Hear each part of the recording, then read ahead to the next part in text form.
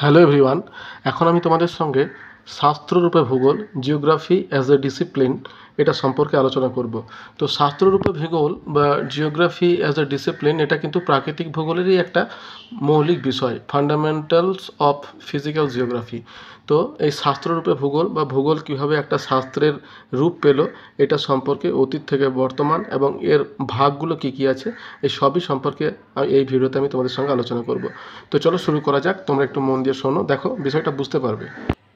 তাহলে দেখো, শাস্ত্ররূপে ভূগোল এটা আলোচনা করার আগে বা আলোচনা করার জন্য আমাদের যে বিষয়গুলো জানতে হবে সেটা হচ্ছে যে প্রথম যেটা হচ্ছে যে ভূগোল কাকে বলে, অর্থাৎ যে জিনিসটা সম্পর্কে আমরা জানতে চাইছি ভূগোল কাকে বলে, ভূগোল পাঠের গুরুত্ব বা প্রয়োজনীয়তাটা কি, এটা আমাদের প্রথমে কিন্তু আমাদেরকে আলোচনা করতে হবে। তাহলে দেখো, ভূগোলের সংজ্ঞা যদি আমরা চাই তাহলে ভূগোলের কিন্তু যে প্রথম যে সংজ্ঞাটা সেটা হচ্ছে যে শাস্ত্রে পৃথিবীর বিভিন্ন অংশের প্রাকৃতিক এবং সাংস্কৃতিক পরিবেশের উপাদানগুলির পারস্পরিক অন্তঃসম্পর্ক বিচার করে, অর্থাৎ প্রাকৃতিক এবং অপ্রাকৃতিক বিষয়ের মধ্যে যে অন্তঃসম্পর্ক সেটা যে বিষয়ে বিচার বিশ্লেষণ করা হয় সেটাকে বলছে ভূগোল। তবে এই ডেফিনেশনটা একদিনে আসেনি। এটা কি বলছে, সুপ্রাচীন কাল থেকে বর্তমান সময় পর্যন্ত ভূগোল শাস্ত্রের সংজ্ঞার ক্ষেত্রে বিশেষ পরিবর্তন এসেছে। বিখ্যাত দার্শনিক স্ট্র্যাবো বিফোর ক্রাইস্ট 63 BC-তে তার 17 খণ্ড সম্মিলিত গ্রন্থ জিওগ্রাফিয়াতে বলেন, ভূগোল আমাদের শেখায় পৃথিবীর জল এবং স্থলের জীব সম্পর্কে, একই সঙ্গে ব্যাখ্যা করে পৃথিবীর বৈশিষ্ট্যগুলিকে। তাহলে ইনি হলেন আপনার ওই স্ট্র্যাবোর এর ডেফিনেশন। এবার টলেমি কি বলছে, উনি তার মতে কি বলছে, a science of the art of map making, তার যে বই, মানে ভূগোলকে উনি বললেন যে ভূগোল হচ্ছে a science of the art of map making, অর্থাৎ মানচিত্র তৈরির একটা বিজ্ঞান বা শিল্প, মানচিত্র অঙ্কন কৌশলের বিজ্ঞান। ইমানুয়েল কান্ট কি বলেছেন, ইমানুয়েল কান্টের মতে ভূগোল হলো স্থানভিত্তিক জ্ঞানের বন্টন। হামবোল্ট কি বলেছেন, হামবোল্টের মতে বলছে প্রকৃতি হলো জৈব অজৈব সমস্ত উপাদানের এক জৈবিক সমগ্র এবং ভূগোলের কাজ হলো ভূপৃষ্ঠে অবস্থিত এই জৈবিক সমগ্রের বিভিন্ন উপাদানের অন্তঃসম্পর্কের বর্ণনা করা। কার্ল রিটার কি বলেছেন, তার মতে ভূগোল শুধুমাত্র অঞ্চল, নদী, পাহাড়, পর্বত, বাণিজ্য পথ প্রভৃতির নামের শুল্ক সংগ্রাহক নয়, বরং মানুষ প্রকৃতির অন্তঃসম্পর্ক নিরূপণের ক্ষেত্রে এক গুরুত্বপূর্ণ বিষয়। তাহলে এই হচ্ছে তোমার ওই আমাদের ভূগোল সম্পর্কের কতগুলো ধারণা, মানে কতগুলো ব্যক্তিত্বের দেওয়া সংজ্ঞা, এবং তার সঙ্গে সঙ্গে আমরা এই সংজ্ঞাটা আলোচনা করলাম। তাহলে এই হচ্ছে ভূগোল কাকে বলে। এরপর দেখো, আমরা এই ভূগোল পাঠের প্রয়োজনীয়তা, অর্থাৎ আমরা যে ভূগোল পাঠ করছি এটার গুরুত্ব বা প্রয়োজনীয়তাটা কী। তাহলে এটার প্রথম প্রয়োজনীয়তাটা কী বলতো, আমরা পৃথিবী পৃষ্ঠে বাস করি, আমাদের আর্থসামাজিক জীবন চারিপাশের পরিবেশের দ্বারা বিভিন্নভাবে প্রভাবিত। পরিবেশে নিজেদের অস্তিত্ব রক্ষার জন্য আশেপাশের সম্পদের উপর আমরা প্রত্যক্ষ পরোক্ষভাবে নির্ভর করি। আদিমকাল থেকে বর্তমান সময় পর্যন্ত জীবিকা নির্বাহের জন্য মানুষ আজও প্রাকৃতিক পরিবেশের উপর পুরোপুরি বা আংশিকভাবে নির্ভরশীল। তাই বৈচিত্র্যময় প্রকৃতি এবং মানুষ সম্পর্ককে জানার জন্য স্থানভেদে পরিবর্তনশীল সমস্ত প্রাকৃতিক ঘটনাগুলির কারণ অনুসন্ধানের উদ্দেশ্যে সময়ের সঙ্গে সঙ্গে সংঘটিত পরিবর্তনগুলি বোঝার জন্য এবং স্থানিক ও সময়ভিত্তিক পরিসরে এই ধরনের বিভিন্নতা সৃষ্টির জন্য দায়ী ভৌগোলিক কারণগুলির ব্যাখ্যা করার জন্য ভূগোল পাঠের কিন্তু প্রয়োজনীয়তা আছে। তাহলে আমরা এই সমস্ত কারণের জন্য কিন্তু আমরা ভূগোল পাঠ করি বা ভূগোলটা নিয়ে আমরা জানতে ইচ্ছুক। তাহলে এই হলো তোমার ভূগোল পাঠের প্রয়োজনীয়তা। এরপর দেখো, ভূগোলকে সকল বিজ্ঞানের জননী বলে কেন, অর্থাৎ ভূগোল হচ্ছে মাদার অফ অল সায়েন্স। তো এটা কেন বলছে, তাহলে দেখো প্রথমে বলছে কি, ভূগোল হলো বিজ্ঞানের সবচেয়ে প্রাচীন একটি শাস্ত্র, যার সূচনা হয়েছিল আদিম মানুষের হাত ধরে, অর্থাৎ আদিমকাল থেকে কিন্তু কোনো বিজ্ঞান আসেনি, তখন কিন্তু ভূগোলটাই ছিল মানুষের বিজ্ঞান। হ্যাঁ, তাই আদিম মানুষই হলো পৃথিবীর প্রথম ভৌগোলিক। গ্রিক দার্শনিক এরাটোস্থেনিস 234 খ্রিস্টপূর্বাব্দে তার জিওগ্রাফিয়া গ্রন্থে জিওগ্রাফি শব্দটি কিন্তু প্রথম ব্যবহার করেন। জিও মানে পৃথিবী এবং গ্রাফিয়া বা গ্রাফি অর্থ হচ্ছে বর্ণনা, এর মিলিত অর্থ হলে পৃথিবীর বর্ণনা। তার মতে ভূগোল হলো মানুষের বাসস্থান রূপে পৃথিবী পৃষ্ঠের বর্ণনা। তবে এই সময় ভূগোল একটি স্বতন্ত্র বিষয় হিসাবে কিন্তু প্রকাশ লাভ করেনি। বিভিন্ন বৈচিত্র্যময় প্রাকৃতিক এবং মানবিক উপাদানগুলির বিবরণ, ব্যাখ্যা, বিশ্লেষণ করাই ছিল ভূগোলের মুখ্য আলোচ্য বিষয়। অধ্যাপক ডিকিনসনের মতে শাস্ত্র হিসাবে ভূগোল প্রায় 2000 বছরের বেশি পুরনো। 19বিংশ শতাব্দীর মধ্যভাগ থেকে ভূগোল শাস্ত্রের দ্রুত বিকাশ ঘটে। ভূগোলের আলোচ্য বিষয়ের কেন্দ্রগুলিতে আসে কি, কোথায় এবং কেন, তাই হামবোল্টের মতে ভূগোলই হলো আদি বিজ্ঞান। তাহলে আদি বিজ্ঞান বলতে কিন্তু আমরা ভূগোলকেই বোঝাচ্ছি। এবারে ভূগোল হলো বিজ্ঞানের এমন একটি শাখা যেখানে বিভিন্ন দৃষ্টিকোণ থেকে বিশ্ব ব্রহ্মাণ্ডের সমস্ত প্রাকৃতিক ও মানবিক উপাদানগুলির অবস্থান, বন্টন, বৈচিত্র্য, প্রকৃতি প্রভৃতির বিবরণ ও ব্যাখ্যা কিন্তু উপস্থাপন করা হয়। বিজ্ঞানের যে কোনো শাস্ত্র সঠিকভাবে অধ্যয়ন করতে গেলে ভৌগোলিক পরিসর এবং বিষয়গুলি সম্বন্ধে সুস্পষ্ট ধারণা থাকা কিন্তু প্রয়োজন। এই কারণেই ভূগোল বিষয়কে সকল বিজ্ঞানের জননী বলা হয়। হামবোল্ট এবং রিটারের পরবর্তী ভৌগোলিকগণ সহমত করেছেন যে ভূগোলই হলো মাতৃসম শাস্ত্র, যার থেকে বিজ্ঞানের অন্যান্য বিষয়াশ্রিত শাখার উদ্ভব ঘটেছে। তাহলে এই হচ্ছে তোমার কারণ যার জন্য ভূগোলকে কিন্তু সকল বিজ্ঞানের জননী বলছে। এরপরে দেখো আমাদের যেটা আছে, বলছে যে ভূগোলের সঙ্গে বিভিন্ন বিষয়ের সম্পর্ক লেখো। তাহলে আমরা দেখো এই যে ভূগোলকে সকল বিজ্ঞানের জননী বলছি, তাহলে আমাদেরকে কিন্তু ভূগোলের সঙ্গে অন্যান্য যে বিষয়গুলো আছে, বিজ্ঞানের যে সমস্ত বিষয় বা আরও ভূগোল বিজ্ঞান ছাড়াও আরও কী কী বিষয় আছে তাদের সঙ্গে কিছু সম্পর্ক কিন্তু ভূগোলের রয়েছে। তো সেটাই আমাদের এখানে আলোচনা করতে হবে যে ভূগোলের সঙ্গে অন্যান্য বিষয়ের কী রকম সম্পর্ক কিন্তু এখানে রয়েছে। তাহলে দেখো ভূগোল হলো তোমার পৃথিবীর বর্ণনা সম্বন্ধীয় বিজ্ঞানের শাখা। ফলে প্রকৃতি বিষয়ক বিজ্ঞান, সমাজ বিজ্ঞান বা মানবীয় বিজ্ঞানের বিভিন্ন শাখার সঙ্গে ভূগোল গভীরভাবে জড়িত। তাই ভূগোলের সঙ্গে বিভিন্ন শাখার সম্পর্ক আলোচনা খুবই গুরুত্বপূর্ণ। এবার দেখো ভূগোলের সঙ্গে পদার্থবিদ্যার কী সম্পর্ক আছে। বলছে পদার্থবিদ্যার অন্তর্গত পদার্থ কণার সংযোজক এবং বিভাজক, বিভিন্ন প্রকার শক্তি, মহাকর্ষ বল, big bang, supernova, black hole, ত্বরণ, ঘূর্ণন প্রভৃতি বিষয় ভূগোলে আলোচনা করা হয়। ফলে বলা যায় পদার্থবিদ্যা এবং ভূগোল ওতপ্রোতভাবে কিন্তু জড়িত। নেক্সট কি আছে, ভূগোলের সঙ্গে গণিতের সম্পর্ক। বলছে বর্তমানে আধুনিক ভূগোলের বিভিন্ন ক্ষেত্রে গণিতের প্রয়োগ করা হয়, যেমন অর্থনৈতিক বিষয়ক নানা পরিসংখ্যান, কার্টোগ্রাম, আবহাওয়া সংক্রান্ত তথ্যাদি, সময় তারিখ সংক্রান্ত নানান বিষয়ের উপস্থাপনের ক্ষেত্রে ভূগোলে গণিতের ব্যবহার করা হয়ে থাকে। তাহলে দেখো এরপরে আমরা যেটা আলোচনা করবো সেটা হচ্ছে যে ভূগোলের সঙ্গে রাসায়নিক বিদ্যার সম্পর্ক, অর্থাৎ কেমিস্ট্রি কী সম্পর্ক আছে। বলছে রসায়নবিদ্যার অন্তর্গত বিভিন্ন ধরনের বিষয় ভূগোলের পাঠ্যসূচির অন্তর্গত, যেমন মৃত্তিকা সৃষ্টিতে বিভিন্ন রাসায়নিক বিক্রিয়া, শিলা এবং খনিজের উপাদান, দ্রব্য ক্ষয় দ্বারা বিভিন্ন ভূমিরূপের সৃষ্টি প্রভৃতি ভূগোলের আলোচ্য বিষয়। এবার দেখো ভূগোলের সঙ্গে উদ্ভিদবিদ্যার সম্পর্ক। বলছে পৃথিবীর বিভিন্ন অঞ্চলের উষ্ণতা, বৃষ্টিপাত, বায়ুপ্রবাহ, মৃত্তিকার মধ্যে নানান বৈচিত্র্য দেখা যায়, যার প্রভাব পড়ে উদ্ভিদের বন্টন এবং বৈশিষ্ট্যের উপরে, যা আবার ভূগোলের আলোচনার বিষয়বস্তু। এবার ভূগোলের সঙ্গে প্রাণীবিদ্যার সম্পর্ক কি আছে। বলছে প্রাণীবিদ্যার অন্তর্গত বিভিন্ন বিষয়, যেমন কোন যুগের কী ধরনের প্রাকৃতিক পরিবেশে প্রাণের উদ্ভব এবং বিবর্তন ঘটেছে। বি হচ্ছে বিভিন্ন প্রাণীর বংশবিস্তার, জন্ম, মৃত্যু এবং অভিযোজন। সি হচ্ছে নানান বিপন্ন বিলুপ্ত প্রজাতির ধারণা এবং সংরক্ষণ প্রভৃতি বর্তমানের ভূগোলের আলোচনার কিন্তু কেন্দ্রবিন্দু। এবার ভূগোলের সঙ্গে শারীরবিদ্যার সম্পর্ক কি আছে। যে বৈচিত্র্যময় পৃথিবীর বিভিন্ন স্থানের মানুষের হাড়, দাঁতের গঠন, চুলের এবং চোখের রং, প্রকৃতি, উচ্চতা, রোগের প্রকোপ প্রভৃতি শারীরবিদ্যার বিষয়বস্তু এবং ভূগোলের অন্তর্গত। এবার ভূগোলের সঙ্গে ভূতত্ত্ববিদ্যার সম্পর্ক কি। ভূতত্ত্ববিদ্যায় ভূ অভ্যন্তরের বিভিন্ন উপাদান, স্তর, শিলার প্রকৃতি, খনিজের গঠন, তাপ, চাপ, শক্তি, ভূতরঙ্গ প্রভৃতি নিয়ে ব্যাখ্যা করা হয়। ভূগোলের অন্তর্গত ভূমিরূপবিদ্যাতেও এগুলির হলো প্রধান প্রতিপাদ্য বিষয়। এবার ভূগোলের সঙ্গে জ্যোতির্বিজ্ঞানের সম্পর্ক কি। যে মহাকাশ সংক্রান্ত নানান তথ্য, গ্রহ এবং নক্ষত্রের সৃষ্টি, রহস্য, অবস্থান, সৌরজগৎ প্রভৃতি জ্যোতির্বিদ্যার অন্তর্ভুক্ত। পৃথিবীর সৃষ্টি, আবর্তনকাল, ঘূর্ণন, জীবকুলের উপর তার প্রভাব প্রভৃতির ব্যাখ্যায় জ্যোতির্বিজ্ঞানের সাহায্য কিন্তু নেওয়া হয়। এর ভূগোলের সঙ্গে জলবায়ুবিদ্যার সম্পর্কটা কি। জলবায়ুবিদ্যার সম্পর্ক হচ্ছে জলবায়ুর বিভিন্ন উপাদান, বৈচিত্র্য, বিস্তার, আবহাওয়ার পূর্বাভাস, মানুষের উপর জলবায়ুর প্রভাব, জলবায়ু পরিবর্তন প্রভৃতি বিষয় ভূগোলে কিন্তু আলোচিত হয়। এবার ভূগোলের সঙ্গে অর্থবিদ্যার সম্পর্ক কি। যে অর্থবিদ্যার মূল আলোচনার বিষয় হলো উৎপাদন, চাহিদা, যোগান, বাণিজ্যিক লেনদেন, অর্থলগ্নি প্রভৃতি। বর্তমান ভূগোলের ইকোনমিক জিওগ্রাফি অংশে কৃষি, শিল্পের উৎপাদন, বিভিন্ন দেশের অর্থনৈতিক অবস্থা ও আন্তর্জাতিক বাণিজ্য, মুদ্রাস্ফীতি প্রভৃতি নিয়ে আলোচনা করা হয়। এবার ভূগোলের সঙ্গে রাষ্ট্রবিজ্ঞানের সম্পর্ক কী কী। বলছে রাষ্ট্রের প্রশাসনিক কাঠামো, শাসন ব্যবস্থা, কেন্দ্রীয় অঞ্চল প্রভৃতি নিয়ে পলিটিক্যাল জিওগ্রাফি এর সৃষ্টি হয়েছে। এখানে রাষ্ট্র সংক্রান্ত পরিকল্পনা ভৌগোলিক অঞ্চলের ভিত্তিতে করা হয় এবং নানা রাজনৈতিক সমস্যার আলোচনা করা হয়। তাই বলা যায় রাষ্ট্রবিজ্ঞান ও ভূগোল ওতপ্রোতভাবে জড়িত। এর ভূগোলের সঙ্গে ইতিহাসের সম্পর্ক কি। বলছে ঐতিহাসিক ঘটনার বিবরণে বারবার উঠে আসে ভৌগোলিক পরিবেশের কথা। নানান সভ্যতার বিবর্তন, বিভিন্ন যুগের স্থান, বিভিন্ন সাম্রাজ্য বিস্তার, সম্রাটদের নির্মিত স্থাপত্য কীর্তির ব্যাখ্যায় ভূগোলের উল্লেখ কিন্তু থাকে।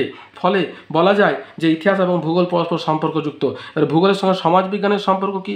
সমাজবিজ্ঞানের বিভিন্ন বিষয় যেমন সমাজের সৃষ্টি, বিবর্তন, পৃথিবীর বিভিন্ন অঞ্চলে ভিন্ন প্রকৃতির সংস্কৃতি গড়ে ওঠার পিছনে ভৌগোলিক কারণ, বিভিন্ন জাতিগোষ্ঠীর রীতিনীতি প্রভৃতি ভূগোলের অন্যতম শাখা সোশ্যাল জিওগ্রাফি এর আলোচনার বিষয়। এবার তো ভূগোলের সঙ্গে জনসংখ্যাবিদ্যা এবং জনবসতিবিদ্যার সম্পর্ক কী? বলছে পৃথিবীর বিভিন্ন অঞ্চলে জনসংখ্যার গঠন, বন্টন, বিবর্তন, পরিসংখ্যান প্রভৃতি জনসংখ্যা ভূগোলের অন্তর্গত।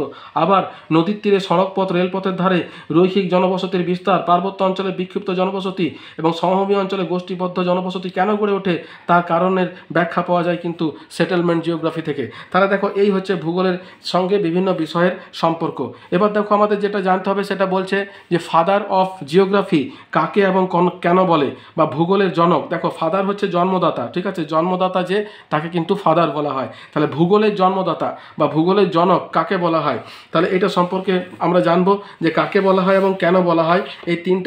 এই দুটো জিনিস কিন্তু আমাদেরকে আলোচনা করতে হবে। দেখো এরাটোস্থেনিসকে কিন্তু ভূগোলের জনক বলা হয়, ঠিক আছে। কেন বলা হয় তার কারণ তিনি 4টে কাজ করেছেন, 4টে কাজের জন্য ওনাকে ভূগোলের জনক বলা হয়। দেখো উনি কিন্তু 82 বছর বেঁচেছিলেন। বলছে 276 বিসি থেকে 194 বিসি, অর্থাৎ এক্ষেত্রে কিন্তু যেমন আমাদের এখন যেটা আমাদের আফটার খ্রাইস্ট এসি যেটা সেটা কি হয় বাড়ে, 1925-এর পর 26, হ্যাঁ 27, 28 এরকম করে বাড়ে। কিন্তু তোমার বিসি কি ছিল, তোমার বেশি থেকে কমের দিকে আসতো, অর্থাৎ 276 থেকে 294, অর্থাৎ 82 বছর ছিল তার শাসনকাল।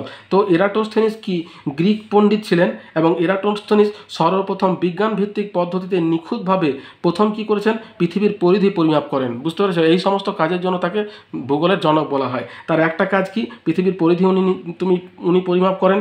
2 নম্বর কি, গাণিতিক পদ্ধতির সাহায্যে পৃথিবীর অক্ষরেখা এবং দ্রাঘিমা রেখাগুলি নিরূপণ করেন। তাহলে এটা গেল 2 নম্বর কাজ। 3 নম্বর কি, পৃথিবী থেকে চাঁদ এবং সূর্যের দূরত্ব প্রথম পরিমাপ করেন। 4 নম্বর কি, নোমন নামক যন্ত্রের সাহায্যে পৃথিবীর নিরক্ষরেখার দৈর্ঘ্য পরিমাপ করার চেষ্টা করেন। তাই তাকে ভূগোলের জনক বলা হয়। তাহলে এই 4টি কাজ উনি করেছিলেন বলে এরাটোস্থেনিসকে ভূগোলের জনক বা ভূগোলের জন্মদাতা কিন্তু বলা হয়। তাহলে এই হচ্ছে তোমার ভূগোলের জনক। এরপর দেখো ভূগোলের পরিধি বা আলোচনা ক্ষেত্র সম্পর্কে আলোচনা করা, অর্থাৎ ভূগোল কোন কোন বিষয় নিয়ে আলোচনা করে সেটা সম্পর্কে আমাদেরকে আলোচনা করতে হবে। পরিধি দেখো বিভিন্ন সময়ে বিভিন্ন ভৌগোলিকগণ ভিন্ন ভিন্ন দৃষ্টিকোণ থেকে ভূগোলে যে সংজ্ঞা দিয়েছেন সেই সংজ্ঞার মধ্য থেকে ভূগোলের 3টি বৈশিষ্ট্য পরিস্ফুট হয়। সেগুলো কি কি? 1 নম্বর হচ্ছে মানুষ প্রকৃতির সম্পর্ক, 2 নম্বর হচ্ছে আঞ্চলিক পৃথকীকরণ এবং 3 নম্বর হচ্ছে অবস্থান নির্ণয়। এই 3টাই হচ্ছে তোমার ভূগোলের আলোচনার বা তার পরিধি। এবার দেখো প্রথমে মানুষ প্রকৃতির সম্পর্ক কি, মানুষ এবং প্রকৃতির অন্তঃসম্পর্ক, চরিত্র ব্যাখ্যা এর মাধ্যমে একে অপরকে প্রভাবিত করার মাত্রা অনুসন্ধান ভূগোলের অন্যতম প্রধান আলোচ্য বিষয়। তবে এই সম্পর্কের বিশ্লেষণে ভৌগোলিকদের মধ্যে তীব্র মতপার্থক্য রয়েছে। কি? 1 নম্বর হচ্ছে জিওক্র্যাটিক দৃষ্টিভঙ্গি। এই জিওক্র্যাটিক দৃষ্টিভঙ্গিতে কি বলছে, এই দৃষ্টিভঙ্গির মূল কেন্দ্রবিন্দু হলো মানুষ এবং প্রকৃতির সম্পর্ক, প্রকৃতির ওপর মানুষ কিন্তু নির্ভরশীল। থিওক্র্যাটিকে কি বলছে, এই দৃষ্টিভঙ্গির মূল বিষয় হলো মানুষ এবং ঈশ্বরের পারস্পরিক সম্পর্ক এবং ঈশ্বর মানুষকে নিয়ন্ত্রণ করে। আর ইউক্র্যাটিক দৃষ্টিভঙ্গিতে কি বলছে, এই দৃষ্টিভঙ্গি অনুযায়ী মানুষ এবং প্রকৃতির মধ্যে মানুষই কিন্তু প্রধান ভূমিকা পালন করে। তাহলে এই হচ্ছে তোমার 3টে মতবাদ। এবার আঞ্চলিক পৃথকীকরণ, অর্থাৎ একটা অঞ্চলের সঙ্গে আরেকটা অঞ্চলের মানে আলাদা করা বা পৃথকীকরণ। কি বলছে, ভূপৃষ্ঠকে কতগুলি বৈশিষ্ট্য সম্পন্ন অঞ্চলে বিভক্ত করে তার বিস্তৃত অধ্যয়ন এবং অঞ্চলগুলির পারস্পরিক তুলনা ভূগোলে করা হয়। ভূগোলে এই আঞ্চলিক পৃথকীকরণ আলোচনা থেকেই কোরোলজি ধারণার কিন্তু উদ্ভব হয়েছে।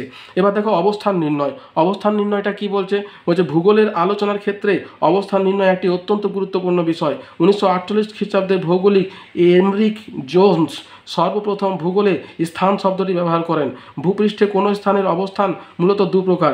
এক হচ্ছে প্রকৃত অবস্থান বা গাণিতিক অবস্থান, অক্ষরেখা এবং দ্রাঘিমা রেখার সাহায্যে যখন অবস্থান নির্ণয় করা হয় তখন তাকে প্রকৃত অবস্থান বা গাণিতিক অবস্থান বলে। আর আপেক্ষিক অবস্থান, কোনো একটি অঞ্চলের অবস্থানের সাপেক্ষে অন্য একটি অঞ্চলের অবস্থান নির্ধারণ করা হয়, একে আপেক্ষিক অবস্থান বলা হয়। তাহলে এই গেল তোমার ভূগোলের পরিধি।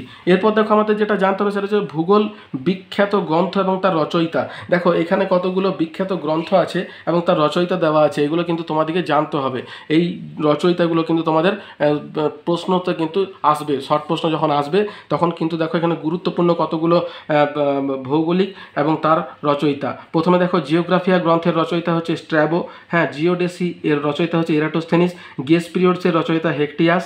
মেটিওরোলজিকা Aristotle, Anthropogeographie Ratzel, Cosmos Alexander von Humboldt, Erdkunde হচ্ছে Carl Ritter, origin of species Charles Darwin, Surya Siddhanta Aryabhatta, ecology এটা ট্যান্সলে, ম্যান অ্যান্ড নেচার এটা হচ্ছে পার্কিন মর্স, তারপরে the pulse of Asia, civilization climate, the geography of Europe এটা হচ্ছে Ellsworth Huntington, ইনি একজন আবহবিদ, আর নেচার অফ জিওগ্রাফি হচ্ছে রিচার্ড হাডসন। তাহলে এই যে কতগুলো আছে এই কতগুলো গ্রন্থ এবং তার রচয়িতাগুলো কিন্তু তোমরা একটু মাথাতে মগজস্থ করার চেষ্টা করো, তাহলে কিন্তু এগুলো শর্ট প্রশ্ন হিসাবে আসতে পারে। এরপর দেখো ভূগোলে ভারতে ভূগোল শব্দটি প্রথম ব্যবহার করেন আর্যভট্ট। দেখো আমরা যে তোমার ফাদার অফ জিওগ্রাফি যেটা জানলাম, ফাদার অফ জিওগ্রাফি মানে এরাটোস্থিনিস কী ছিল, একজন গ্রিক পণ্ডিত ছিলেন, বুঝতে পেরেছো? তো গ্রিস দেশে কিন্তু এটা এই বিসিতেই কিন্তু ভূগোল কথাটা আসে, কিন্তু আমাদের ভারতে কিন্তু ভূগোলটা কিন্তু বিসিতে আসেনি। এটা কখন এসেছে বলো তো? এসিতে এসেছে 1927 খ্রিস্টাব্দে এটার তোমার চর্চা শুরু হয়। তবে ভারতে ভূগোল শব্দটি প্রথম ব্যবহার করেন কিন্তু আর্যভট্ট তার সূর্য সিদ্ধান্ত গ্রন্থে। তো দেখো আমাদের এখানে যখন আমি শাস্ত্রগুলো পড়ালাম তখন কিন্তু তার মধ্যে সূর্য সিদ্ধান্তটা কিন্তু ছিল। দেখো এখানে সূর্য সিদ্ধান্ত এই যে এই জায়গাতে দেখো দিয়েছে সূর্য সিদ্ধান্ত আর্যভট্ট, ঠিক আছে? তাহলে এই জন্যই হচ্ছে এটা গুরুত্বপূর্ণ, বলছে ভারতে কিন্তু প্রথম এই সূর্য সিদ্ধান্ত গ্রন্থে কিন্তু আর্যভট্ট প্রথম ভূগোল কথাটি ব্যবহার করেন। এবার দেখো 1927 খ্রিস্টাব্দে ভারতের আলিগড় মুসলিম বিশ্ববিদ্যালয়ে ভারত তথা এশিয়ার প্রথম ভূগোল চর্চার সূচনা হয়। তাহলে গ্রিস যেটা আছে ওটা হচ্ছে ইউরোপে, ঠিক আছে? তো এবার ওইখানে তোমার শুরু হয়েছিল, কিন্তু ভারতে কিন্তু ভূগোল চর্চা প্রথম 1927 খ্রিস্টাব্দে কিন্তু শুরু হয়। এই সময় কিন্তু ইংরেজদের অধীনে ছিল আমাদের ভারত, বুঝতে পেরেছো? তো এই 1927 খ্রিস্টাব্দে প্রথম আলিগড় মুসলিম বিশ্ববিদ্যালয়ে ভারত তথা এশিয়ার প্রথম কিন্তু ভূগোল চর্চা শুরু হয়। এবার 1953 সালে কি হয়, ডক্টর শিবপ্রসাদ চট্টোপাধ্যায়ের এর উদ্যোগে কলিকাতা বিশ্ববিদ্যালয়ে ভূগোলের পশ্চিমবঙ্গে চর্চা শুরু হয়। তাহলে প্রথমে তোমার 1927 তোমার আলিগড়ে শুরু হলো এবং 1953 সালে অর্থাৎ তারও তোমার ওই 25 বছর পর 25, 50, 52, 56 বছর পরে 53 সালে তোমার শিবপ্রসাদ চট্টোপাধ্যায় কলকাতাতে তথা পশ্চিমবঙ্গে ভূগোলের চর্চা শুরু করে এবং ডক্টর শিবপ্রসাদ চট্টোপাধ্যায়কে ভারতীয় ভূগোলের জনক কিন্তু বলা হয়। তাহলে এটা জেনে রাখো যে ভারতীয় ভূগোলের জনক হচ্ছে ডক্টর শিবপ্রসাদ চট্টোপাধ্যায়। এবার দেখো 1758 সালে এটা কিন্তু প্রথম ভূগোল চর্চা শুরু হচ্ছে। 1758 সালে রাশিয়ার স্টেট ইউনিভার্সিটিতে প্রথম ভূগোল বিভাগ শুরু হয়, তা 1758 সালে। এরপর 1888 সালে কেমব্রিজ বিশ্ববিদ্যালয় এবং 1899 সালে অক্সফোর্ড ইউনিভার্সিটি ইংল্যান্ড, দেখছো এই ইংল্যান্ডের অধীন ছিল আমাদের দেশ। তাহলে ওইখানে কি 1888 সালে কিন্তু তোমার 1899 সালে তোমার অক্সফোর্ড ইউনিভার্সিটিতে ইংল্যান্ডে কিন্তু ভূগোল তোমার পাঠ শুরু হয় এবং 1899 যদি হয়ে থাকে তাহলে 1899 থেকে 1927 কত বছর হচ্ছে গো? 1800 থেকে 27 অর্থাৎ 28 বছর পর, 28 বছর পরে কিন্তু আমাদের কলকাতাতে কিন্তু ইংরেজরা ভূগোলের অধ্যয়ন শুরু করে। অর্থাৎ 1899 সালে শুরু করে তারা ইংল্যান্ডে অক্সফোর্ড ইউনিভার্সিটিতে এবং তার তোমার 28 বছর পর বা 27 বছর পরে বলতে পারো 1927 খ্রিস্টাব্দে ভারতে তারা আলিগড় মুসলিম বিশ্ববিদ্যালয়ে প্রথম ভূগোল পাঠ শুরু করায় এবং তারপর 1953 সালে তোমার আমাদের 1947 সালে দেশ স্বাধীন হয় এবং 1953 সালে অর্থাৎ 47 দেশ স্বাধীন হওয়ার পর 48, 49, 50 6 বছর পরে কিন্তু পশ্চিমবঙ্গের কলকাতা বিশ্ববিদ্যালয়ে ভূগোল চর্চাটা শুরু হয়। তাহলে এই হচ্ছে তোমার আমাদের পশ্চিমবঙ্গ তথা ভারতে ভূগোল পাঠের ইতিহাস। এবং আলিগড় মুসলিম বিশ্ববিদ্যালয় যেটা আছে সেখানে কিন্তু এশিয়ার প্রথম ভূগোল চর্চাটা শুরু হয় 1927 খ্রিস্টাব্দে। এই গেল তোমার ভূগোলের ইতিহাস। এরপর দেখো ভূগোলে এই যে ডেটগুলো আছে এগুলো কিন্তু তোমাদেরকে মনে রাখতে হবে এবং কোথায় কখন শুরু হয় এগুলো কিন্তু জানতে হবে। তাহলে প্রথম কিন্তু 1757 সালে কিন্তু প্রথম ভূগোল বিভাগ অর্থাৎ কোনো একটা ইউনিভার্সিটিতে ভূগোল বিভাগ কিন্তু 1757 সালে কিন্তু প্রথম আত্মপ্রকাশ করে। 1757 পরে হয় 1888 সালে সেটা হয় তোমার কেমব্রিজ বিশ্ববিদ্যালয় এবং 1888 1888 পরে 11 বছর পর 1899 সালে তোমার ইংল্যান্ডে অক্সফোর্ড ইউনিভার্সিটিতে পড়াশোনা শুরু হয় এবং তার আবার 27 বছর পরে 1927 সালে কিন্তু ভারতবর্ষের ভূগোল বিষয়টা প্রবেশ করে এবং তারপর ধরো বাড়তে বাড়তে বাড়তে বাড়তে এখন বর্তমানে আমাদের প্রায় সমস্ত স্কুল কলেজ যেই মোটামুটি ভূগোল পড়ানো শুরু হয়েছে। তো এবার দেখো ভূগোলের প্রকৃতি বা ধর্ম বা স্বভাব সম্পর্কে আলোচনা করো। তাহলে দেখো ভূগোলের প্রকৃতি বা ধর্ম অর্থাৎ বা স্বভাব অর্থাৎ কী কী বিষয় নিয়ে মোটামুটি ভূগোল আলোচনা করে সেগুলো আলোচনা করতে বলছে। ভূগোল হলো মানুষের আবাসস্থল হিসাবে পৃথিবীর বর্ণনা এবং এর সঙ্গে সম্পর্কিত বিভিন্ন ঘটনাবলীর অধ্যয়ন। এই শাস্ত্রের প্রকৃতি নিম্নরূপ। প্রথম হচ্ছে প্রকৃতি বিজ্ঞান। বলছে মানুষ প্রকৃতির পারস্পরিক সম্পর্ক আলোচনার জন্য প্রাকৃতিক পরিবেশের উদাহরণসমূহ ভূগোলে বিশদভাবে আলোচিত করা, তাই ভূগোলকে প্রকৃতি বিজ্ঞান বলা হয়। সমাজ বিজ্ঞান বলছে ভূগোলে মানবীয় পরিবেশের উপাদান তাদের ব্যাখ্যা বিশ্লেষণ করা হয়, তাই ভূগোলকে সমাজ বিজ্ঞানও বলা হয়। তারপরে সংশ্লেষিক বিষয় বলছে প্রকৃতি ও মানুষের সম্পর্ক বিশ্লেষণ করতে গিয়ে ভূগোলের পরিসরে প্রাকৃতিক বিজ্ঞান, জীববিজ্ঞান, সমাজ বিজ্ঞানের উপাদানসমূহ অন্তর্ভুক্ত হয় এবং তাদের পারস্পরিক সমন্বয় ঘটে, ফলে ভূগোল একটি অন্তঃসাংশ্লেষিক বিষয়ে পরিণত হয়। তারপর দেখো গতিশীল বিজ্ঞান ভূগোলে আলোচ্য বিষয়বস্তু দেশ এবং কালের বিচারে সীমাহিত নয়, নতুন নতুন বিষয় সংযোজিত হওয়ায় এর পরিধি সময়ের সঙ্গে সঙ্গে ক্রমশ পরিবর্তিত ও প্রসারিত হতে চলেছে। এবার দেখো প্রায়োগিক বিজ্ঞান ক্ষেত্র সমীক্ষা ভূগোলের অন্যতম প্রধান অঙ্গ। ভূগোলে ক্ষেত্র সমীক্ষার দ্বারা প্রাপ্ত তথ্যের বিশ্লেষণের ভিত্তিতে পরিবেশের উপাদান ও তাদের পারস্পরিক সম্পর্কের প্রকৃতি নিরূপণ করা হয়। আর স্থানিক বিজ্ঞান ভূগোলে পৃথিবী পৃষ্ঠের কোনো একটি নির্দিষ্ট অঞ্চলের ভৌগোলিক বিষয়বস্তু ও ঘটনাবলীর স্থানিক বন্টন এবং বিন্যাস পর্যালোচনা করা হয়, তাই একে স্থানিক বিজ্ঞান ও বলা হয়। তাহলে দেখো এখানে আরেকটা জিনিস এখানে বলা হয়েছে 1956 সালে পিটার হ্যাগেট ভূগোলের প্রকৃতিকে মূলত 5টি ভাগে ভাগ করেন। কি কি বলতো? 1 নম্বর হচ্ছে আঞ্চলিক বৈষম্য, 2 নম্বর হচ্ছে ভূদৃশ্য মানুষ প্রকৃতির সম্পর্ক, দৈশিক বন্টন এবং দৈশিক জ্যামিতি। তাহলে এই হচ্ছে তোমার ওই পিটার হ্যাগেটের মত অনুযায়ী ভূগোলের প্রকৃতি। এরপর দেখো আমাদের যেটা জানতে হবে সেটা হচ্ছে যে ভূগোলের লক্ষ্য এবং উদ্দেশ্যগুলি কি কি। তাহলে আমরা ভূগোলকে যে পাঠ করছি অর্থাৎ ভূগোল সাবজেক্টটা যে গ্রো করছে তার মেন লক্ষ্য বা উদ্দেশ্যগুলি কি কি, অর্থাৎ কি কি আলোচনার উপরে ভূগোল জোর দিয়ে থাকে, তাহলে সেইগুলো আমরা একটু জানবো। দেখো তোমার ভূগোলের লক্ষ্য এবং উদ্দেশ্য হচ্ছে প্রথম যেটা সেটা হচ্ছে বিভিন্ন অঞ্চলের পার্থক্যের জ্ঞান আহরণ করা, অর্থাৎ আঞ্চলিক পৃথকীকরণটাকে করা। কি বলছে? ভূগোল পাঠের অন্যতম উদ্দেশ্য হলো ভূপৃষ্ঠের কোনো অঞ্চলের প্রাকৃতিক এবং আর্থসামাজিক পরিবেশের মধ্যে যে সকল পার্থক্য আছে সেই সম্পর্কে জ্ঞান আহরণ করা। 2 নম্বর দৃশ্যমান ভূপৃষ্ঠকে জানা, অর্থাৎ বিখ্যাত ভূগোলবিদ মিনসুন এর মত অনুযায়ী বিভিন্ন প্রাকৃতিক ও মানবিক উপাদানসমূহের ঘাত প্রতিঘাতের ফলে আমাদের চারপাশে তৈরি হওয়া সাংস্কৃতিক ভূদৃশ্যকে পুঙ্খানুপুঙ্খ জানা এবং বোঝাই হলো ভূগোল পাঠের উদ্দেশ্য। এবার দেখো পৃথিবীর সমীক্ষা আধুনিক ভূগোলের জনক হামবোল্ট ও রিটার এর মতে ভূগোলের অন্যতম প্রধান উদ্দেশ্য হলো মানব সমাজের আবাসস্থল হিসাবে পৃথিবীর সমীক্ষা। তারপরে কি, কেন, কোথায় এই 3 ধরনের প্রশ্নের উত্তর খোঁজা। ভূগোল চর্চার অন্যতম প্রধান উদ্দেশ্য হলো কি, কেন, কোথায় এই 3 ধরনের প্রশ্নের উত্তর খোঁজা। কি অর্থাৎ পৃথিবী ও সেখানে বসবাসকারী মানুষের বর্ণনা, প্রাকৃতিক এবং সাংস্কৃতিক পরিবেশের ধরন ও চিহ্নিতকরণকে বোঝায়। কোথায় বলতে ভূপৃষ্ঠের বিভিন্ন এলাকা এবং উপাদানগুলির বন্টনকে বোঝায়।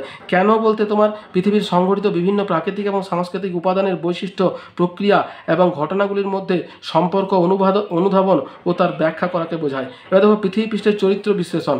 সৃষ্টির সময়কাল থেকে পৃথিবী প্রকৃতিগত ও জলবায়ুগত দিক থেকে খুবই বৈচিত্র্যপূর্ণ, তাই মার্কিন ভূগোলবিদ রিচার্ড হাডসন বলেছেন ভূগোলের প্রধান উদ্দেশ্যই হলো ভূপৃষ্ঠের বৈচিত্র্যময় চরিত্রকে সঠিক এবং সংযুক্তিগতভাবে বিশ্লেষণ করা। বুঝতে পেরেছ?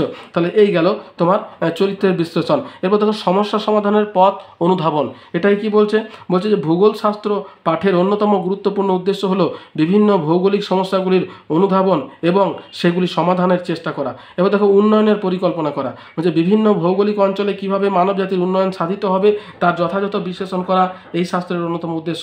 শুধু তাই নয়, কোনো দেশের অর্থসামাজিক উন্নয়ন কিভাবে ঘটানো যায় তা পুঙ্খানুপুঙ্খ বিশ্লেষণ করাও ভূগোল শাস্ত্রের উদ্দেশ্য। এখানে দেখো তোমার ভূগোলের লক্ষ্যটাকে এখানে ছকের আকারে দেখানো হয়েছে। উন্নয়ন পরিকল্পনা, অঞ্চলভিত্তিক পার্থক্যের জ্ঞান আহরণ, পৃথিবীর সমীক্ষা, দৃশ্যমান ভূপৃষ্ঠকে জানা, পৃথিবী পৃষ্ঠের চরিত্র বিশ্লেষণ, কি, কোথায় কোথায়, কেন প্রশ্নের উত্তর অনুধাবন, সমস্যা সমাধানের অনুধাবন। তাহলে এই হচ্ছে তোমার ভূগোলের লক্ষ্য এবং উদ্দেশ্য। নেক্সট আমরা যেটা আলোচনা করব সেটা হচ্ছে ভূগোলের শ্রেণীবিভাগ করো এবং তার পরিচয় দাও। তাহলে দেখো আমাদের যে ভূগোল শাস্ত্রটা আছে এই ভূগোল শাস্ত্রটার শ্রেণীবিভাগ। তাহলে দেখো আমরা এখানে প্রথমে পড়ছি যে ভূগোলকে কিন্তু সভ্যতা এবং বিজ্ঞানের উন্নয়নের সঙ্গে সঙ্গে বিষয় হিসেবে ভূগোলের নতুন নতুন শাখার সংযোজন ঘটেছে। অন্যদিকে পূর্বের শাখাগুলির পরিসর বিস্তৃত হয়েছে। এর ফলে একাধিক যেমন সমগ্র ভূগোলের বিষয়টির পরিধির বিস্তৃত হয়েছে, তেমনি অন্যদিকে বিষয় হিসাবে ভূগোলের প্রাসঙ্গিকতাও কিন্তু বৃদ্ধি পেয়েছে। তাই প্রকৃতিগতভাবে ভূগোল একটি আন্তঃসংশ্লেষিক বিষয়, অর্থাৎ অনেকগুলো বিষয়ের মধ্যে আন্তঃসংশ্লেষ বা বিশ্লেষণ করে থাকে। তবে ভূগোল বিষয়ের বিশেষত্ব হলো যে ভূগোল কোনো স্থানের বিভিন্ন উপাদান এবং ঘটনার স্থানভিত্তিক বিশ্লেষণ করে। বিষয়ভিত্তিক পর্যালোচনার দৃষ্টিভঙ্গির পরিপ্রেক্ষিতে ভূগোলকে দুটি ভাগে ভাগ করা হয়। একটা হচ্ছে প্রণালীবদ্ধ ভূগোল, যেটাকে বলছে ক্লাসিক্যাল জিওগ্রাফি, এবং একটা আঞ্চলিক ভূগোল, যেটা হচ্ছে তোমার রিজিওনাল জিওগ্রাফি। এবার দেখো এই প্রণালীবদ্ধ ভূগোল সম্পর্কে আমরা আলোচনা করব, যেটাকে বলছে তোমার সিস্টেমেটিক জিওগ্রাফি। সরি, আমি ক্লাসিক্যাল বলেছি, ভুল বলেছি। এটা হচ্ছে সিস্টেমেটিক জিওগ্রাফি বা প্রণালীবদ্ধ ভূগোল। এটা কোনটাকে বলছে? বলছে ভূগোলের অন্তর্ভুক্ত বিভিন্ন প্রাকৃতিক এবং মানবীয় উপাদানগুলিকে যখন অন্তর্নিহিত বৈশিষ্ট্য এবং পর্যায়ক্রম অনুসারে বিশ্লেষণ এবং বর্ণনা করা হয় তখন তাকে প্রণালীবদ্ধ ভূগোল বলে। প্রণালীবদ্ধ ভূগোলকে প্রধানত তিনটি ভাগে ভাগ করা হয়: প্রাকৃতিক, জীব এবং মানবীয় ভূগোল। আলেকজান্ডার ভন হুমবোল্ট হলেন প্রণালীবদ্ধ ভূগোলের স্রষ্টা। ঠিক আছে, তাহলে দেখো এখানে তোমার প্রণালীবদ্ধ ভূগোল এবং আঞ্চলিক ভূগোল এই দুটো ভাগে ভাগ করা হয়েছে। এটা তোমরা স্ক্রিনশট নিতে পারো। দেখো এখানে কিন্তু ভূগোলের ভাগগুলো কিন্তু খুব সুন্দর করে দেওয়া হয়েছে। এবার আমি দেখো এক এক করে বলে দিচ্ছি যে ভূগোলকে প্রধান দুটো ভাগে ভাগ করছে। একটা হচ্ছে প্রণালীবদ্ধ ভূগোল, একটা আঞ্চলিক ভূগোল। প্রণালীবদ্ধ ভূগোলকে তিন ভাগে ভাগ করা হয়: প্রাকৃতিক, জৈবিক এবং মানবীয়। ঠিক আছে, আর আঞ্চলিক ভূগোলকে চারটে ভাগে ভাগ করছে। বলছে আঞ্চলিক সমীক্ষা, আঞ্চলিক বিশ্লেষণ, আঞ্চলিক উন্নয়ন এবং আঞ্চলিক পরিকল্পনা, এই কতগুলো ভাগে ভাগ করছে। এবার প্রাকৃতিক ভূগোলকে দেখো এখানে জ্যোতির্বিজ্ঞান বা গাণিতিক ভূগোল, ভূবিজ্ঞানিক ভূমিরূপবিদ্যা, আবহবিদ্যা, জলবায়ুবিদ্যা, জলবিদ্যা, সমুদ্রবিদ্যা, মৃত্তিকা ভূগোল এবং দুর্যোগ ভূগোল, এতগুলো ভাগে ভাগ করছে। আর জীব ভূগোলকে ভাগ করছে তোমার উদ্ভিদ ভূগোল, প্রাণী ভূগোল, মানবীয় বাস্তুসংস্থান ভূগোল এবং পরিবেশ ভূগোল। তাহলে এই গেল তোমার ভাগ। এবার মানবীয় ভূগোলকে দেখো কতগুলো ভাগে ভাগ করছে: সামাজিক ভূগোল, জনসংখ্যা ভূগোল, জনবসতি ভূগোল, সাংস্কৃতিক ভূগোল, রাজনৈতিক ভূগোল, ঐতিহাসিক ভূগোল, চিকিৎসা ভূগোল, নারী ভূগোল এবং অর্থনৈতিক ভূগোল। আর অন্যদিকে তোমার এই যে অর্থনৈতিক ভূগোল যেটা আছে সেইটাকে আবার অনেকগুলো ভাগে ভাগ করছে। দেখো সেটা হচ্ছে কৃষি ভূগোল, শিল্প ভূগোল, পরিবহন ভূগোল, বিপণন ভূগোল, পর্যটন ভূগোল, আন্তর্জাতিক সম্পর্কের ভূগোল, পদ্ধতিগত ভূগোল এবং উন্নয়ন ভূগোল। তাহলে এই হচ্ছে তোমার ভূগোলের শ্রেণীবিভাগ, বিভিন্ন তোমার ব্রাঞ্চ বা বিভিন্ন শাখার ভাগ। এবার দেখো প্রত্যেকটা শাখা সম্পর্কে আমরা তোমার জানার চেষ্টা করব। তাহলে প্রথম যেটা আছে সেটা হচ্ছে যে প্রণালীবদ্ধ ভূগোলকে তিনটে ভাগে ভাগ করছে: প্রাকৃতিক ভূগোল, জীব ভূগোল এবং মানবীয় ভূগোল। তাহলে দেখো প্রাকৃতিক ভূগোল কাকে বলছে সেটা আমরা প্রথমে জানবো। বলছে যে ভূগোলের যে শাখায় ভূপৃষ্ঠ বা তার উপরে অবস্থিত বিভিন্ন প্রাকৃতিক উপাদান এবং ওই প্রাকৃতিক উপাদানগুলির মধ্যে সম্পর্কিত বিভিন্ন প্রক্রিয়া সম্পর্কে বিশ্লেষণ করা হয় তাকে প্রাকৃতিক ভূগোল বলে। অর্থাৎ প্রকৃতি নিয়ে যখন আলোচনা করছে তখন সেটাকে তোমার প্রাকৃতিক ভূগোল বলছে। এরপর দেখো প্রাকৃতিক ভূগোলের শাখাগুলো কী কী আছে। প্রথমে আছে তোমার জ্যোতির্বিজ্ঞান বা গাণিতিক ভূগোল। তাহলে এটা কাকে বলছে? বলছে প্রাকৃতিক ভূগোলের যে উপশাখা জ্যোতির্বিজ্ঞান ও গণিতের উপর নির্ভর করে গড়ে ওঠে তাকে জ্যোতির্বিজ্ঞানীয় বা গাণিতিক ভূগোল বলা হয়। পৃথিবীর অবস্থান, আকৃতি, অক্ষাংশ, দ্রাঘিমাংশ এটি হলো এর আলোচ্য বিষয়। এবার দেখো ভূগাঠনিক বিদ্যা এবং ভূমিরূপ বিদ্যা। বলছে প্রাকৃতিক ভূগোলের এই উপশাখায় পৃথিবীর অভ্যন্তরীণ এবং বহির্জাত শক্তির প্রভাবে ভূমিরূপের উৎপত্তি, বিকাশ, বিবর্তন এবং বিভিন্ন স্থানে ও সময়ের ভূমিরূপের পরিবর্তন সম্পর্কে আলোচনা করা হয়। নেক্সট হচ্ছে কি তোমার আবহবিদ্যা বা মেটেরোলজি। এখানে কি বলছে যে প্রাকৃতিক ভূগোলের যে উপশাখায় বায়ুমণ্ডলে প্রতিনিয়ত সংঘটিত ঘটনাবলী সম্পর্কে বিশ্লেষণ করা হয়। জলবায়ু বিদ্যা কোনটাকে বলছে? যে আবহাওয়ার উপর নির্ভর করে গড়ে ওঠা জলবায়ু বিদ্যা। বায়ুমণ্ডলের বিভিন্ন উপাদান, ঘটনাবলী এবং বিভিন্ন জলবায়ু অঞ্চলের বিস্তার এবং বৈশিষ্ট্য প্রভৃতি বিষয়ের জলবায়ু বিদ্যার অন্তর্গত। এবার হাইড্রোলজি বা জলবিজ্ঞান কোনটাকে বলছে? বলছে প্রাকৃতিক ভূগোলের যে উপশাখায় ভূপৃষ্ঠের এবং ভূগর্ভস্থ জলের উৎপত্তি, বন্টন, জলচক্রের বিভিন্ন পর্যায়ের বিশ্লেষণ, ভৌমজলের পরিপূরণ, বহির্গমন ও ঋতু অনুসারে জলপীঠের উত্থান পতন প্রভৃতি বিষয় সম্বন্ধে পরিপূর্ণ আলোচনা করা হয় তা হচ্ছে জলবিজ্ঞান। এবার সমুদ্র বিজ্ঞান কোনটাকে বলছে? দেখো ওশিয়ানোগ্রাফি। বলছে প্রাকৃতিক ভূগোলের যে উপশাখায় সাগর মহাসাগর সংক্রান্ত বিভিন্ন বিষয়কে বিশ্লেষণ করা হয় তাকে সমুদ্র বিজ্ঞান বলে। প্রধানত জলবিদ্যার উপর নির্ভর করে এই উপশাখাটি গড়ে উঠেছে। এবার দেখো মৃত্তিকা ভূগোল বা সয়েল জিওগ্রাফি। এটা বলছে মৃত্তিকার সৃষ্টি, পরিলেখ, রাসায়নিক এবং ভৌত ধর্ম, প্রকারভেদ, মৃত্তিকার ক্ষয়, উর্বরতা, সংরক্ষণ পদ্ধতি প্রভৃতি বিষয় প্রাকৃতিক ভূগোলের যে উপশাখায় আলোচিত হয় তাকে মৃত্তিকা ভূগোল বলা হয়। তাহলে এই গেল তোমার প্রাকৃতিক ভূগোল। এবার দেখো আমরা জীব ভূগোল সম্পর্কে আলোচনা করব। জীব ভূগোল কি? বলছে ভূগোলের যে শাখায় জীবজগতের সকল জীবের বন্টন, বিশ্লেষণ এবং বিকাশ, কার্যাবলী প্রভৃতি সম্পর্কে আলোচনা করা হয় তাকে জীব ভূগোল বলে। এবার জীব ভূগোলের উপশাখা আছে তোমার 4টি। কি? উদ্ভিদ ভূগোল, প্রাণী ভূগোল, মানবীয় ভূগোল এবং পরিবেশ ভূগোল। তাহলে উদ্ভিদ ভূগোল কোনটাকে বলছে? বলছে জীববিদ্যার অন্তর্গত উদ্ভিদবিদ্যা থেকে উদ্ভিদ ভূগোল শাখাটির উৎপত্তি হয়েছে। জীব ভূগোলের যে উপশাখায় জীবমণ্ডলের সমগ্র উদ্ভিদ গোষ্ঠীর বন্টন, অভিযোজন, প্রকৃতির সঙ্গে তার সম্পর্ক ইত্যাদি আলোচনা করা হয় তাকে উদ্ভিদ ভূগোল বলে। অ্যালফ্রেড রাসেল ওয়ালেস, তারপরে হুইটেকার প্রমুখ হলেন উদ্ভিদ ভূগোলের পথিকৃৎ। তারপরে প্রাণী ভূগোল। প্রাণী ভূগোল কোনটাকে বলছে? বলছে ভূগোলের যে উপশাখায় জীবমণ্ডলের প্রাণীকুলের অবস্থান, ক্রিয়া এবং অভিযোজন সম্পর্কে বিজ্ঞানসম্মত ব্যাখ্যা প্রদান করা হয় তাকে প্রাণী ভূগোল বলে। জীববিদ্যা বিষয়ের অন্তর্গত প্রাণীবিদ্যা থেকে প্রাণী ভূগোল এর উদ্ভব ঘটেছে।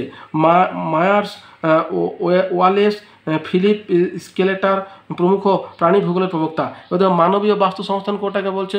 বলছে যে জীব ভূগোলের যে উপশাখায় জীবজগতের মানুষের স্থান এবং পরিবেশে তার অভিযোজন সম্পর্কে আলোচনা করা হয় তা হচ্ছে মানবীয় বাস্তু সংস্থান। এবার দেখো পরিবেশ ভূগোল কোনটাকে বলছে?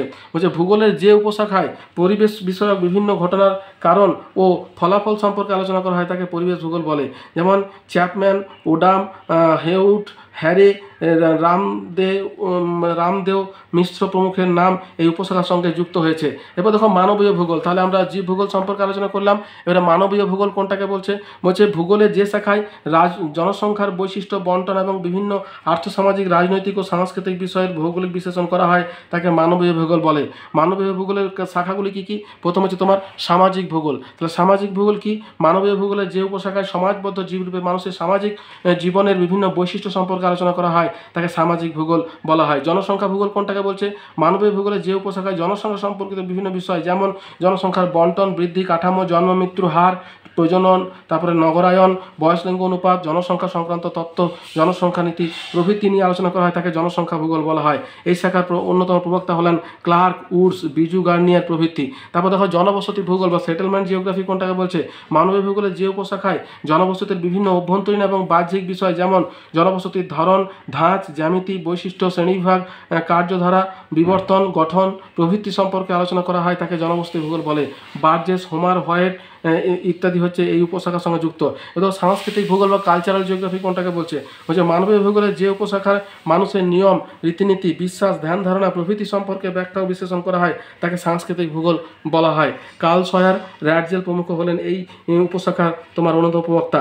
রাজনৈতিক ভূগোল কোনটাকে বলছে? যে মানবীয় ভূগোলের যে উপশাখায় রাষ্ট্র সম্পর্কিত বিষয় নিয়ে আলোচিত হয় তা হলো রাজনৈতিক ভূগোল। এই রাষ্ট্রবিজ্ঞানের উপর নির্ভর এবং এর আলোচনার কেন্দ্রবিন্দুতে থাকে রাষ্ট্র।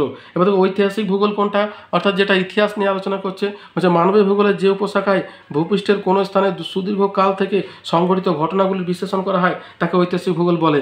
এর ভূগোলবিদরা হচ্ছে তোমার হাডসন, বেকার, বুটলিন প্রমুখ।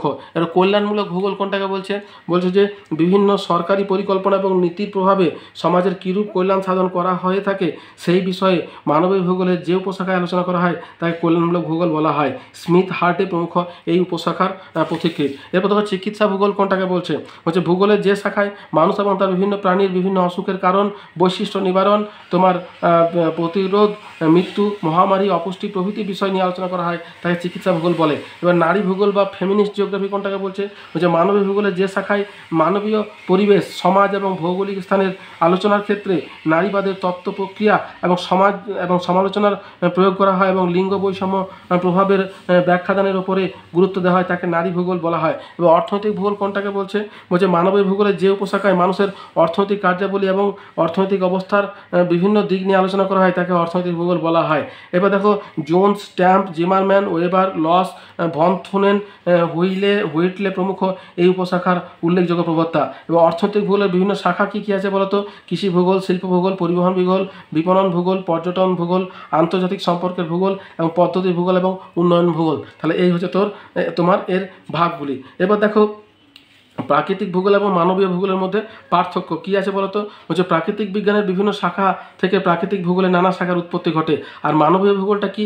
সামাজিক বিজ্ঞানের বিভিন্ন শাখা থেকে মানবীয় ভূগোলের উৎপত্তি ঘটে। প্রাকৃতিক ভূগোলে তোমার জ্যোতির্বিজ্ঞান, ভূগাঠনিকবিদ্যা, ভূমিরূপবিদ্যা, জলবায়ুবিদ্যা, জলবিজ্ঞান, মৃত্তিকা ভূগোল প্রভৃতি। আর সামাজিক বিজ্ঞানের মধ্যে আছে তোমার সামাজিক ভূগোল, জনসংখ্যা ভূগোল, জনবসতি ভূগোল, রাজনৈতিক ভূগোল প্রভৃতি। আর প্রাকৃতিক ভূগোলে সৌরজগৎ, ভূমিরূপ, নদ নদী, জলবায়ু, মৃত্তিকা প্রভৃতি সম্পর্কে তোমার আলোচনা করা হয়। অন্যদিকে মানবীয় ভূগোলে তোমার সাংস্কৃতিক নানা বিষয়গুলি নিয়ে আলোচনা করা হয়। তারপরে প্রাকৃতিক ভূগোলের প্রবক্তাকে এরাটোস্থেনিস, ডেভিস, চোরলে, কোপেন প্রভৃতি। অন্যদিকে মানবীয় ভূগোলের প্রবক্তা হচ্ছে তোমার র্যাডজেল, হাডসন, বার্জেস, ক্লার্ক প্রমুখ। তাহলে এই গেল তোমার দুটোর মধ্যে পার্থক্য। এরপর দেখো আমাদের যেটা জানতে হবে সেটা হচ্ছে যে প্রণালীবদ্ধ ভূগোল এবং আঞ্চলিক ভূগোলের মধ্যে পার্থক্য কী আছে। তাহলে প্রণালীবদ্ধ ভূগোল এবং আঞ্চলিক ভূগোল যে দুটো নিয়ে আমরা আলোচনা করলাম, এই দুটোর মধ্যে আলোচনা কী? তাহলে দেখো প্রণালীবদ্ধ ভূগোল হচ্ছে প্রাকৃতিক এবং মানবীয় উপাদানকে সমগ্র পৃথিবীর কোনো অংশের প্রেক্ষিতে বিশ্লেষণ করাকে প্রণালীবদ্ধ ভূগোল বলা হয়। অন্যদিকে আঞ্চলিক ভূগোল কি? যে কোনো নির্দিষ্ট অঞ্চলের সমস্ত প্রাকৃতিক এবং মানবীয় উপাদানের বর্ণনা এবং ব্যাখ্যা করাকে আঞ্চলিক ভূগোল বলা হয়। প্রাকৃতিক ভূগোল একটি পদ্ধতির লক্ষ্য হলো ভৌগোলিক তথ্য বিশ্লেষণ করে প্রাকৃতিক বিজ্ঞানের মতো সাধারণ সূত্রের প্রতিষ্ঠা করা। অন্যদিকে আঞ্চলিক ভূগোলের কোনো নির্দিষ্ট অঞ্চলের বিশিষ্টতা অনুসন্ধান এবং অন্য অঞ্চলের সঙ্গে তার পৃথকীকরণ করা এর মূল লক্ষ্য। এবং প্রণালীবদ্ধ ভূগোল সাধারণত দীর্ঘ সময়কালের ভিত্তিতে ব্যাখ্যা করা হয়, তাই এর পরিধি তুলনামূলকভাবে স্থিতিশীল। অন্যদিকে আঞ্চলিক ভূগোল স্থান, সময়, সম্পর্কের ভিত্তিতে উপাদানগুলিকে বিশ্লেষণ করা হয়, তাই এর পরিধি কিন্তু পরিবর্তনশীল। প্রণালীবদ্ধ ভূগোল স্থানের তুলনায় উপাদান বা বিষয় বেশি গুরুত্বপূর্ণ, উপাদানের স্থানভিত্তিক পার্থক্যকে বিশ্লেষণ করা হয়। অন্যদিকে আঞ্চলিক ভূগোলে সুনির্দিষ্ট অঞ্চলের বিশেষ বৈশিষ্ট্য সম্পর্কে বিশ্লেষণ করা হয়। তাহলে এই হচ্ছে তোমার আঞ্চলিক ভূগোল এবং প্রণালীবদ্ধ ভূগোলের মধ্যে পার্থক্য।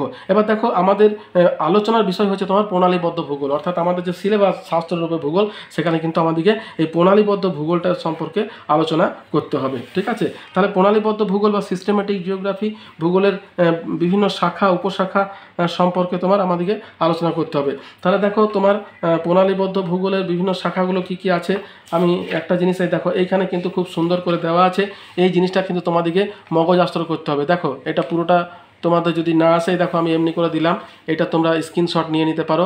এখানে কিন্তু পুরো জিনিসটাই দেওয়া আছে, এটা যদি তোমরা পুরোপুরি মুখস্থ করতে পারো তাহলে কিন্তু শর্ট প্রশ্ন দিতে আর কোনো অসুবিধা থাকবে না। এখানে দেখো উপরে লেখা আছে প্রণালীবদ্ধ ভূগোলের বিভিন্ন শাখাসমূহ। তোমাদের সিলেবাসে কিন্তু প্রণালীবদ্ধ ভূগোলটাই আছে, আঞ্চলিক ভূগোলটা কিন্তু নেই। অতএব সিলেবাসের মধ্যে যেগুলো আছে তাদের শর্ট প্রশ্ন এই টেবিলটা হলেই কিন্তু তোমাদের হয়ে যাবে। এবার দেখো আমি এক এক করে আলোচনা করছি। আমরা জানি যে প্রণালীবদ্ধ ভূগোলকে তিনটে ভাগে ভাগ করা হয়, একটা হচ্ছে প্রাকৃতিক ভূগোল, একটা হচ্ছে জীব ভূগোল, একটা হচ্ছে মানবীয় ভূগোল। এবার দেখো এক এক করে আমরা আলোচনা করছি। প্রণালীবদ্ধ ভূগোলকে দেখো আবার 7টা ভাগে ভাগ করা হয়েছে এখানে। প্রথম হচ্ছে ভূমিরূপবিদ্যা, জলবায়ুবিদ্যা, আবহবিদ্যা, ভূজলবিদ্যা, সমুদ্রবিদ্যা, মৃত্তিকা ভূগোল এবং গাণিতিক এবং জ্যোতির্বিজ্ঞান, এই 7টা ভাগে ভাগ করছে। এবার এদের প্রবক্তা এবং জনক, এই জনকগুলো কিন্তু তোমাদের শর্ট প্রশ্ন হিসাবে আসতে পারে। তাহলে দেখো ভূমিরূপবিদ্যার প্রবক্তা হচ্ছে William Morris Davis, W Penck, তারপরে তোমার উলড্রিজ এবং মর্গান, এসপি চ্যাটার্জি প্রভৃতি। এর জনক কি? জেমস হাটন এবং ডব্লিউ.এম. ডেভিস। ঠিক আছে? এর মূল বিষয়বস্তু হচ্ছে পৃথিবীর অভ্যন্তরীণ গঠন, প্রাকৃতিক শক্তি, শিলাস্তরের অসঙ্গতি, ভূমিরূপের বিবর্তন প্রভৃতি। অন্যদিকে জলবায়ুবিদ্যার প্রবক্তা হচ্ছে তোমার হামবোল্ট, জনক হচ্ছে তোমার পিটার এবং কোপেন। ঠিক আছে?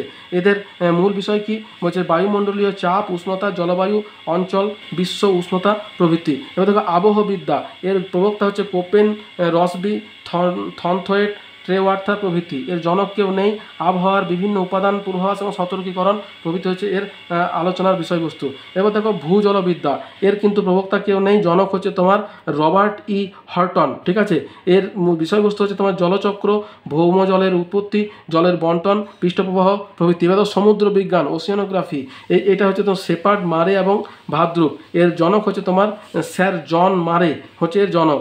এর আলোচনার বিষয় কি? সমুদ্রের বন্টন, সমুদ্রের উষ্ণতা, লবণতা, ঘনত্ব প্রভৃতি। এবার তোমার মৃত্তিকা ভূগোল, এর প্রবক্তা হচ্ছে তোমার ডকুচেভ, বলদুইন জেফি এবং জনক হচ্ছে তোমার ডকুচেভ। এর আলোচনার বিষয় হচ্ছে মাটির উৎপত্তি, শ্রেণীবিভাগ, ধর্ম, গুণাগুণ, ক্ষয় প্রভৃতি। এবার গাণিতিক এবং জ্যোতির্বিজ্ঞান ভূগোলের প্রবক্তা কে? Herodotus, Ptolemy, Aryabhatta, Plato, Aristotle, Copernicus ইত্যাদি।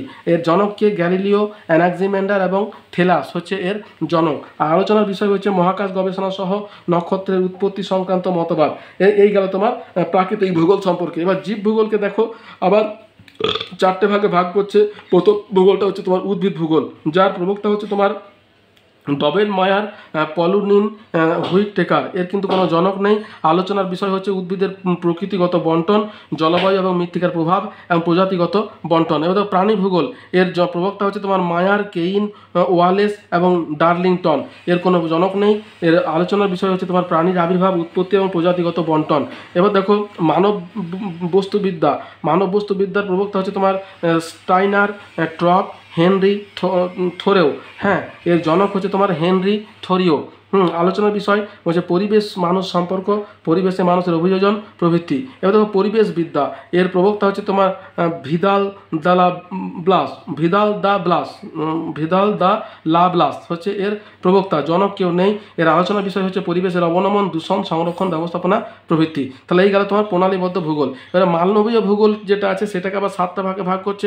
প্রথম ভাগটা হচ্ছে জনসংখ্যা ভূগোল, যার প্রবক্তা হচ্ছে তোমার বিজু গার্নিয়ার, রিস উডস ক্লার্ক। হ্যাঁ, আর জনক হচ্ছে তোমার গ্লেন ট্রেওয়ার্থা। এর আলোচনার বিষয় হচ্ছে জনসংখ্যা বৃদ্ধি, জনসংখ্যার হার, মৃত্যু হার, পরিব্রাজন প্রভৃতি। এবার দেখো জনবসতি ভূগোলের প্রবক্তাকে ক্লিস্টালার, বার্জেস এবং ডক্সিয়াদিস। এর জনক হচ্ছে তোমার অটো স্লুটার। আলোচনার বিষয় জনবসতির বন্টন, কারণ, বসতির বিস্তার, শ্রেণীবিভাগ প্রভৃতি। এবার সামাজিক ভূগোলের প্রবক্তা হচ্ছে তোমার ম্যাক্সমিলিয়ন, ক্যামিল ভ্যালু এবং ডেমোলা। এর জনক হচ্ছে তোমার অ্যাডমন্ড ডেমোলা। আলোচনার বিষয় হচ্ছে সামাজিক স্তরায়ন, জাতি, ধর্ম, বিদ্বেষ, সামাজিক গঠন প্রভৃতি। এরপর দেখা হচ্ছে সাংস্কৃতিক ভূগোল। এর প্রবক্তা হচ্ছে তোমার কার্ল সয়ার এবং ফ্রেডরিক র্যাটজেল। এর জনক হচ্ছে তোমার কার্ল সয়ার এবং মূল বিষয়বস্তু হচ্ছে সাংস্কৃতিক রীতিনীতি এবং সাংস্কৃতিক ভূদৃশ্য ব্যাপন প্রভৃতি। এরপর দেখো ঐতিহাসিক ভূগোল বলছে হার্টসন, বেকার, বেল এবং বুল্টলিন প্রভৃতি। এই জনক কিন্তু কেউ নেই। আলোচনার বিষয় হচ্ছে ঐতিহাসিক দৃষ্টিকোণ থেকে সমাজ, রাজনীতি, অর্থনীতি বিষয় প্রভৃতির আলোচনা। এরপর মানব ভূগোল, তারপর হচ্ছে তোমার 6 নম্বর হচ্ছে রাজনৈতিক ভূগোল। এর প্রবক্তা হচ্ছে তোমার ম্যাকিন্ডার এবং ফ্রেডরিক র্যাটজেল এবং হুইটলেসলি। এর জনক হচ্ছে তোমার ফ্রেডরিক র্যাটজেল। আলোচনার বিষয় রাজনৈতিক একক, রাষ্ট্রের উৎপত্তি এবং রাষ্ট্রযোগ প্রভৃতি। এরপর দেখো সবশেষে আছে চিকিৎসা ভূগোল, যার প্রবক্তা হচ্ছে তোমার পিটার হ্যাগেট। জনক কেউ নেই এবং এর মূল বিষয়বস্তু হচ্ছে অসুস্থতার কারণ, রোগ চিহ্নিতকরণ, তার ব্যাখ্যা, প্রভাব প্রভৃতি। তাহলে এই হলো তোমার প্রণালীবদ্ধ ভূগোলের বিভিন্ন শাখা, তাদের জনক, তাদের প্রবক্তা এবং মূল বিষয়। এটা কিন্তু তোমরা একটু মুখস্থ করার চেষ্টা করবে, তাহলে কিন্তু শাস্ত্র হিসাবে ভূগোলের কিছু প্রশ্নের উত্তর কিন্তু তোমরা দিতেই পারবেই অবশ্যই। এরপর দেখো আমাদের কিছু জিনিস জানতে হবে, সেটা হচ্ছে জিআইএস। হ্যাঁ, এটা ভূগোলের নতুন সংযোজন। হ্যাঁ, যার জন্য এটাকে তোমার একটু আলাদা রকমভাবে দেওয়া হয়েছে। জিআইএস জিনিসটা কি? তাহলে দেখো জিআইএস কি হচ্ছে কম্পিউটার নির্ভর যে পদ্ধতির মাধ্যমে বিভিন্ন স্থানিক এবং ভৌগোলিক তথ্যসমূহ সংগ্রহ করা হয়, তাকে সংরক্ষণ, নিরীক্ষণ এবং বিশ্লেষণের উপস্থাপন করা হয়, তাকে জিআইএস বা জিওগ্রাফিক ইনফরমেশন সিস্টেম বলা হয়। দূর সংবেদনটা কি বলছে? দূর থেকে সংবেদন বা রিমোট সেন্সিং, অর্থাৎ টাচ না করে কোনো একটা বিষয় সম্পর্কে যখন তথ্য সংগ্রহ করা হয় তখন তাকে বলছে দূর সংবেদন। ঠিক আছে, এরপর দেখো জিপিএস কোনটাকে বলছে? গ্লোবাল পজিশনিং সিস্টেম, অর্থাৎ যে সিস্টেম বা পদ্ধতিতে গ্লোবের মধ্যে কোনো একটা জিনিসের অবস্থান বোঝা যায় বা পৃথিবীতে কোনো একটা জিনিসের অবস্থান বিশ্লেষণ করা হয়, সেই পদ্ধতিটাকে বলছে জিপিএস। দেখো জিপিএস হলো একটা যন্ত্র যার মাধ্যমে উন্নত পদ্ধতির কৃত্রিম উপগ্রহের সাহায্যে ভূপৃষ্ঠের কোনো স্থানের অক্ষাংশ এবং দ্রাঘিমাংশ ভিত্তিক অবস্থান জানা যায়। এছাড়াও কোনো স্থানের উচ্চতা, গভীরতা বা কোনো কিছুর ট্র্যাকিং এর ক্ষেত্রেও জিপিএস কিন্তু ব্যবহার করা হয়। এবার দেখো জিআরপি বলছে গ্রাউন্ড পেনিট্রেটিং রাডার। হ্যাঁ, জিআরপি কোনটাকে বলছে? এমন একটা ডিভাইস যা ভূপৃষ্ঠের বিভিন্ন উপাদান এবং পদার্থসমূহকে এর বৈশিষ্ট্য এবং পরবর্তীকালে পরিবর্তনশীলতাকে চিহ্নিত করে। এবার দেখো ডিজিপিএস বলছে ডিফারেন্সিয়াল গ্লোবাল পজিশনিং সিস্টেম। এটাকে কি বলছে? এটি জিপিএসের আরও উন্নত যন্ত্র যার মাধ্যমে কোনো অঞ্চলের অবস্থান আরও নিখুঁতভাবে তোমার জানা যায়। প্রথমবার এই ডিজিপিএসের ব্যবহার শুরু হয় সামরিক প্রতিরক্ষা কাজে মার্কিন যুক্তরাষ্ট্রে। এবার ধর টোটাল স্টেশন কোনটাকে বলছে? বলছে এটি এমন একটি ইলেকট্রনিক যন্ত্র যা সমীক্ষা এবং নির্মাণ কার্যে ব্যবহার করা হয়। এর সাহায্যে একটি বিন্দুর সাপেক্ষে কোনো স্থানের কৌণিক মান, অক্ষাংশ এবং দ্রাঘিমাংশ, উচ্চতার প্রভৃতি নির্ণয় করা সহজ হয়। তাহলে এই হচ্ছে তোমার জিপিএস সম্পর্কে। তাহলে দেখো আমি ভূগোল শাস্ত্র সম্পর্কে যতটা পারলাম তোমাদের সঙ্গে আলোচনা করার চেষ্টা করলাম। যদি আমার আলোচনাটা তোমাদের ভালো লেগে থাকে তাহলে একটা লাইক দিও, বন্ধুদের সঙ্গে শেয়ার করো আর চ্যানেলটা সাবস্ক্রাইব করে রাখো। আর যদি কোনো প্রশ্ন থাকে আমাকে কমেন্ট বক্সে কমেন্ট করো, আমি তোমাদের প্রশ্নের উত্তর দেওয়ার চেষ্টা করব। তাহলে এতদূর পর্যন্তই, দেখা হচ্ছে পরের ভিডিওতে। ধন্যবাদ।